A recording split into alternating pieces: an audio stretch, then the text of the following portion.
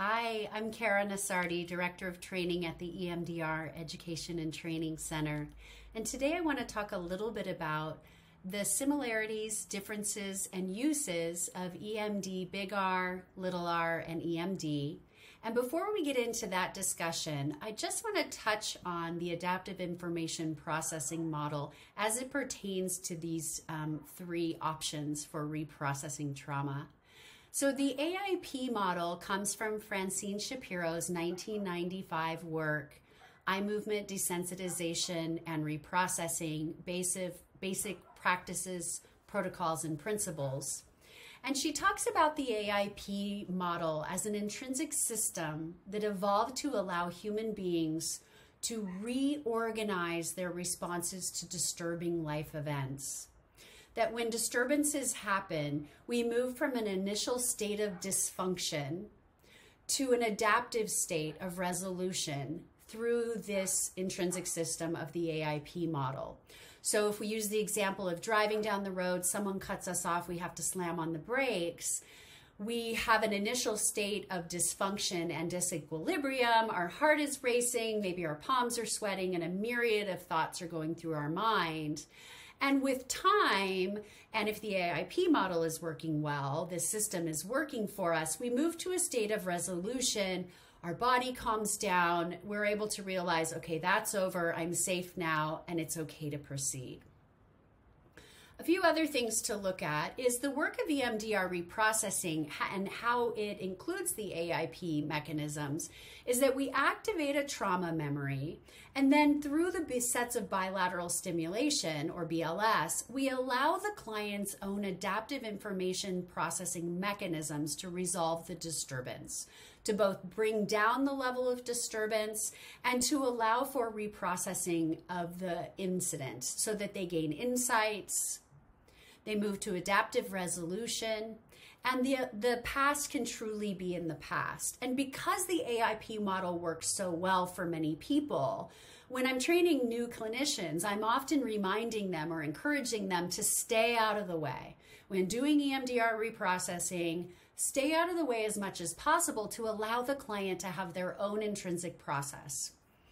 However, that isn't always the best option for every person and every memory, because the EMDR standard protocol isn't a one-size-fits-all. It may be a one-size-fits-most, but it's definitely not a one-size-fits-all.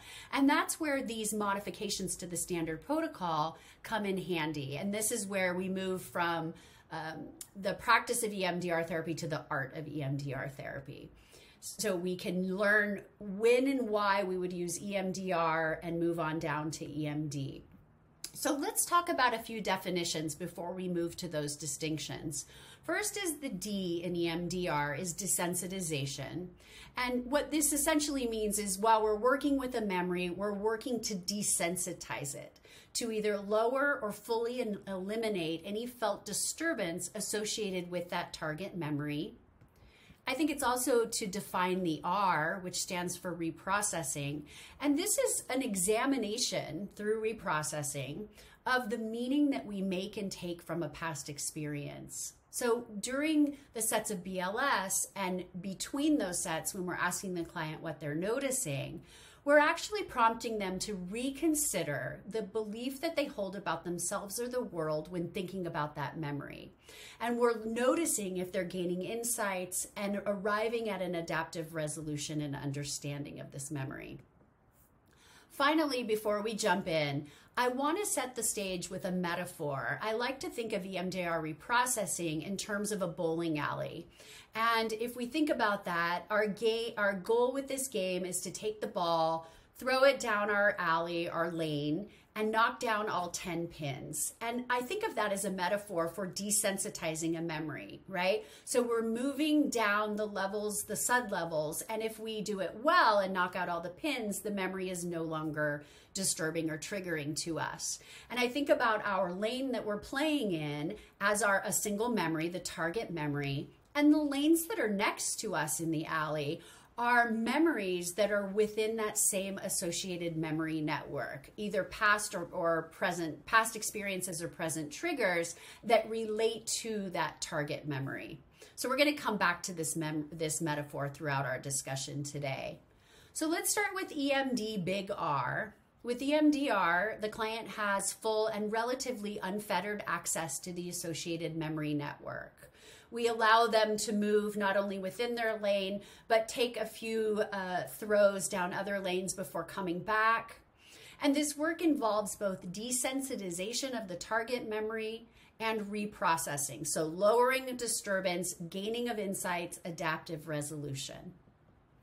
How we do this is after each set of BLS, we ask the client the very open-ended question, what do you notice? And as we listen to the reply, we try and stay out of the way, allow their processes to continue happening by simply prompting with notice that. And we resume the reprocessing with another set of bilateral stimulation.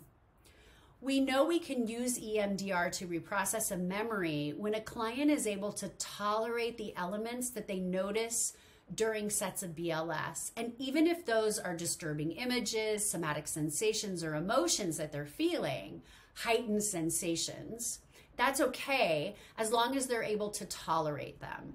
We also know EMDR is appropriate for a client if they're able to maintain dual attention while reprocessing the target memory, meaning they can attend to the past and also keep one foot in the present.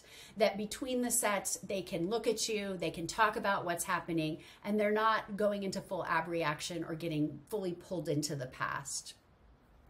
And the third element we can look at here is that the client is able to remain focused on the target memory and not stray too far off of the topic or get flooded by associated memories. So even if while we're reprocessing, they jump a lane and say something like this 10-year-old memory we're working on reminds them of something that happened last week, that's perfectly fine, but that they are able to, with your help or on their own, within a few sets, come back to the focus of the target memory and work within that lane. So these are three really great markers to know that it's probably okay to use the full EMDR protocol. And why we would want to do this is that EMDR is often the most efficient and effective way to resolve disturbing past events, because we're offering the client the necessary time and space they need to engage their AIP processing system and resolve those maladaptively stored memories. So those maladaptive memory elements are lit up when we're doing reprocessing, and they're able to make contact with the client's adaptive and healthy ways of being and knowing.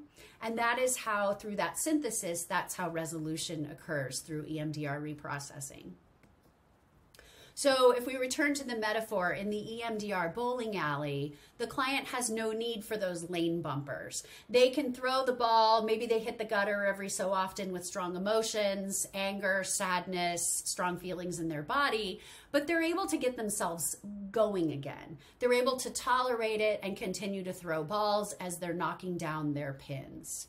And they're also able to throw a few balls down neighboring lanes. Other memories that are reminiscent of the target memory, experiences, current triggers, and then come back to target either on their own or with our prompting. Next, we'll look at EMD little r. Just like EMDR, it involves both desensitization and reprocessing. But the client with EMD little r is kept more narrowly focused on the selected target memory and on channels of association related to that target.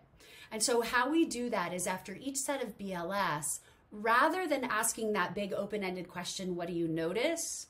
We first direct the client's attention back to the target memory and then ask what they notice. So we would say something like, when you focus on this original experience, as it appears to you now, what do you notice? And if the client report is related to the target memory, we can continue with the prompt, notice that, and we resume reprocessing with another set of BLS. So we're staying out of the way, but we're only allowing them to throw the ball within their own lane, right? And how we do that is by returning them to target before we ask what they notice. And we know to do this when a client is able to tolerate the emotions or any elements that they notice during sets of BLS, They're able to maintain and sustain dual attention. But the difference here is that they have a hard time staying focused on the target memory, or they get overwhelmed by singular or multiple new material, related memories that come up during their sets of BLS. And so we realize that we need to help them stay focused. And one of the ways to do that is through returning them to target before asking what they notice. And why we want to do this is because it's important to help the client stay within that window of tolerance. And the window of tolerance is that sweet spot where they can still think and feel at the same time. They've not gone below the window of tolerance to hypoarousal, where they numb out and are not connected with the memory, nor are they gone above the window of tolerance into hyperarousal. The window of tolerance is, again, where they can both think and feel at the same time. And another reason why we would want to use EMDr is to help maintain the client's focus on the target memory and avoid them drifting to new material. So in the EMDr bowling alley, the client doesn't need to make use of the lane bumpers, but the clinician makes sure that the client stays as much as possible in their own lanes and keeps them focused on the pins in their own single alley. And this really helps them stay focused on the memory they're working on and avoids flooding or an abreaction if they're overwhelmed by other lanes. And then finally, EMD. The work with EMD involves only desensitization. So the client is not prompted to follow any channels of association related to other memories or even to this memory. And the goal with EMD is simply to lower or eliminate the level of disturbance a client experiences in relationship to the target memory. And so how we do this is after each set of BLS, we do not ask the question, what do you notice? We simply return them to target and take a SUD level. So we could say something like, when you bring your attention back to this original experience as it appears to you now, how disturbing does it feel? On a scale of 0 to 10, where 0 is neutral or no disturbance, and 10 is the highest level of disturbance you can imagine feeling. And if the client reports a number of 1 or greater, we simply ask, what's the worst part of it now? After we hear their prompt, we say focus on that and notice what happens next. And we resume reprocessing with a set of BLS. And we know to do this when a client gets flooded by associated material.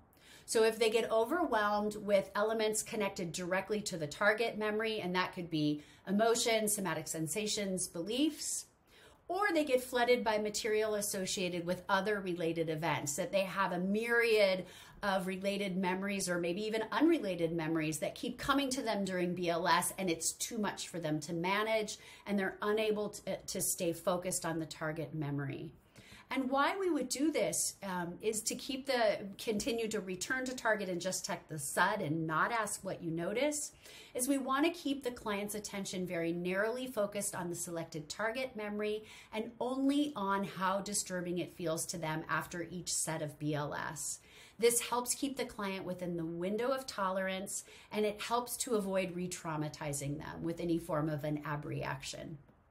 And so in the EMD bowling alley, the clinician definitely engages the bumper lanes to keep the client singularly focused on one goal. And that's the goal of bringing the level of disturbance down, knocking down those pins and desensitizing that target memory.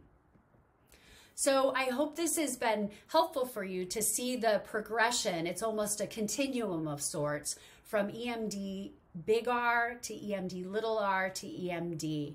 I hope this serves your work. Please do get in touch with us if you have any comments or questions about this or other EMDR related materials. We are always happy to hear from you. And also if you go to our website and check out our blog, there's a blog written about this so you can get a little more text and content about the information provided herein. Thanks so much.